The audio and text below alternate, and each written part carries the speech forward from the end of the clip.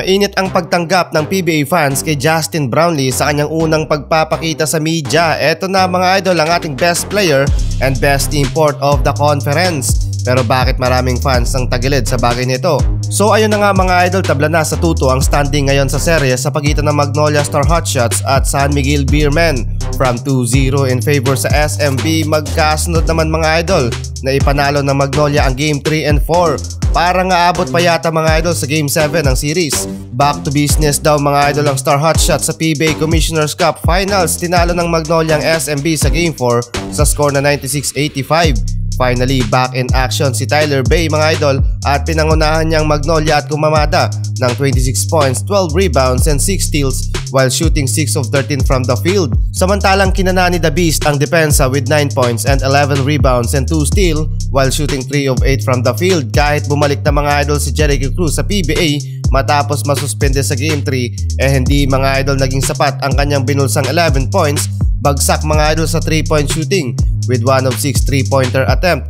Samantalang nasayang mga idol ang buhat mode ni Junmar Fajardo kung saan nakapagtala din siya ng double-double figure, 18 points, 13 rebounds with impressive 5 of 6 from the field.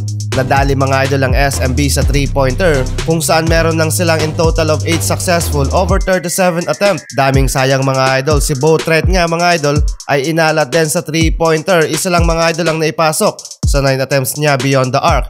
Hindi pa naman mga idol do or die ang magaganap na Game 5 pero after nun magkakaalaman na mga idol kung aabot pa ba sa Game 7 ng series lalo't malapit nang matapos ang PBA Finals. So eto na nga mga idol, si CJ Perez ng SMB for the first time sa kanyang career ang itinanghal na best player of the conference ngayong 48 season with 505 vote from media and 86 vote from player while finishing in the statistical race with 464 points. In total of 155 ay tinalo niya sina Christian Stand Hardinger ng Barangay Ginebra with 777 points while Arvin Tolentino got 556 points. Nasa pang-4 at 5 naman sina Calvin Oftana at Scotty Thompson.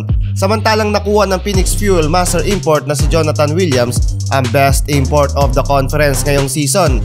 First time din itong makuha niya at unang pagkakataon ding nagkaroon ng best import mula sa prangkisa ng Phoenix. Sa total of 117 points, tinalo niya mga idol ang kasama niyang import na sina Tyler Bay, Benny Boatwright at Tony Bishop.